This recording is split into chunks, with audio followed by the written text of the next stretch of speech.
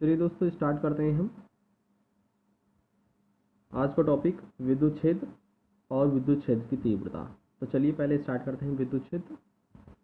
क्या होता है विद्युत क्षेत्र, समझ लेते हैं हम सबसे पहले कि मान के चलो हमने कोई आवेश ले लिया।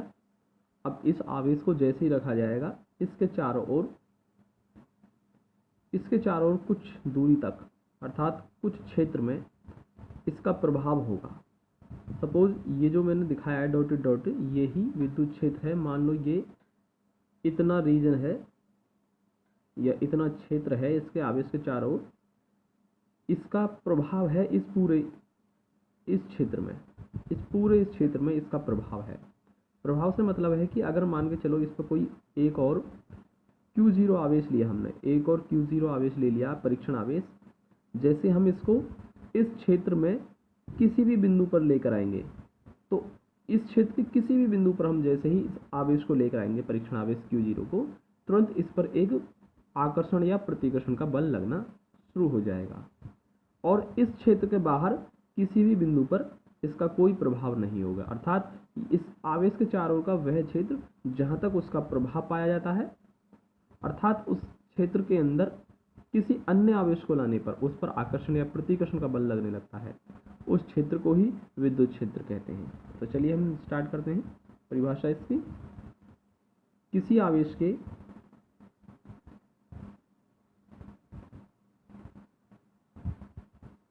चारों ओर का वह क्षेत्र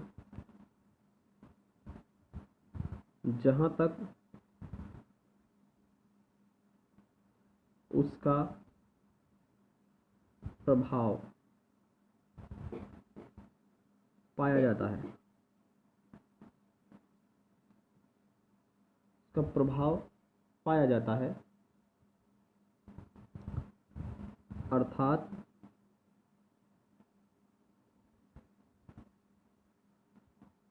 किसी दूसरे आवेश को,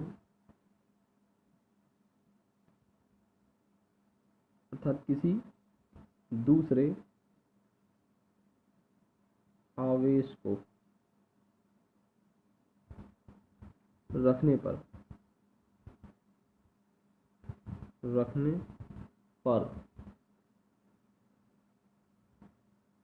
वह आकर्षण या प्रतिकर्षण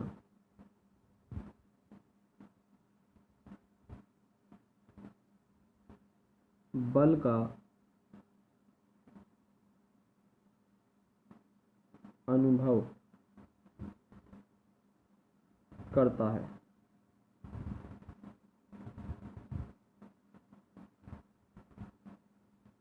विद्युत क्षेत्र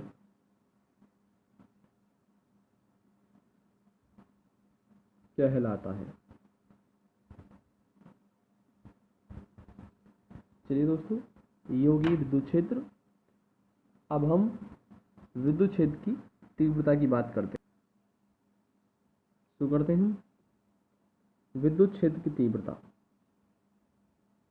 विद्युत क्षेत्र की तीव्रता। तो चलिए विद्युत क्षेत्र की तीव्रता, पहले हम परिभाषा लिख लेते हैं इसकी। विद्युत क्षेत्र के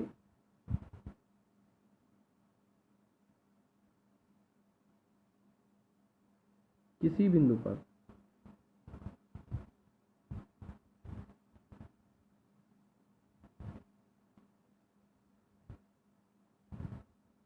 प्रति एकांक परीक्षण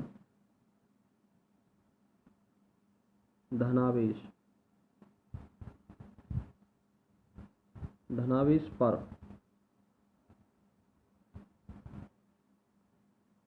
लगने वाले बल को उस बिंदु पर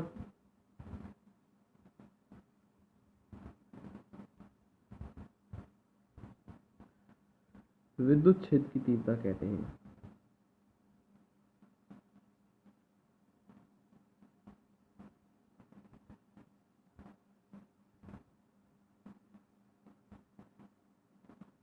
कहते हैं।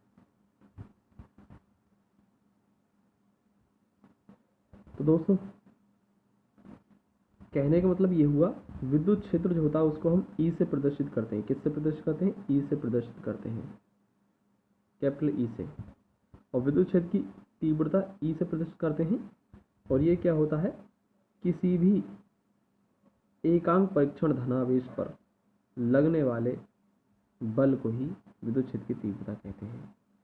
अगर हम यहाँ पर साफ साफ देख पा रहे हैं, यदि हम Q not equal to 1 coulomb कर दें, 1 कूलाम कर दें, तो आप देख पा रहे हैं कि E इक्वल टू F हो जाएगा। और ये भी विद्युत क्षेत्र की तीव्रता विद्युत बल के बराबर होती है। कब होती है? यदि 1 कूलाम आवेश है तो साफ साफ हम कह सकते हैं कि 1 कूलाम आवेश पर कार्य करने वाले विद्युत बल को ही विद्युत क्षेत्र की तीव्रता कहते हैं, जो कि हमने परिभाषा में लिखा है कि विद्युत क्षेत्र के किसी बिंदु पर प्रति एकांक परीक्षण धनावेश पर लगने वाले बल को ही विद्युत क्षेत्र की तीव्रता कहते हैं। ठीक है, तो अगर मान के चलें हम, यदि इससे आगे लिखते हैं, यदि क्षेत्र के किसी बिंदु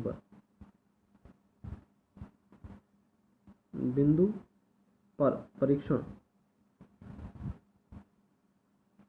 आवेश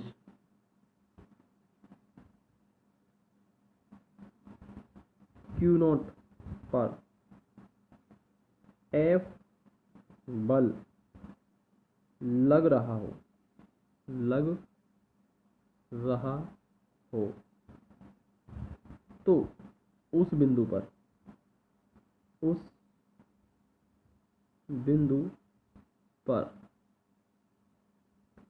विद्युत क्षेत्र की तीव्रता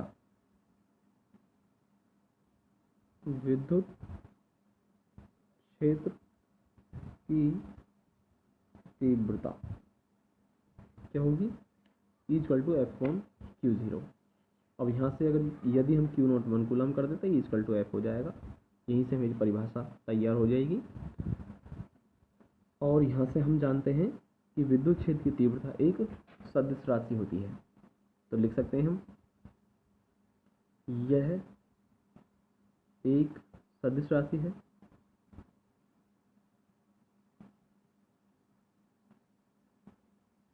और इसका मात्रक क्या होगा? फिर इसका मात्रक क्या होगा भाई? ये बल है और ये आवेश है, यानी बल का मात्रक न्यूटन होगा, इसका मात्रक कूलाम होगा। तो विद्युत क्षेत्र की तीव्रता का मात्रक क्या होगा? न्यूटन प्रति कूलाम या न्यूटन पर कूलाम। इसका मात्रक क्या होगा? न्यूटन प्रति कूलाम या न्यूटन पर कूलाम कह सकते हैं। तो चलिए दोस्तों,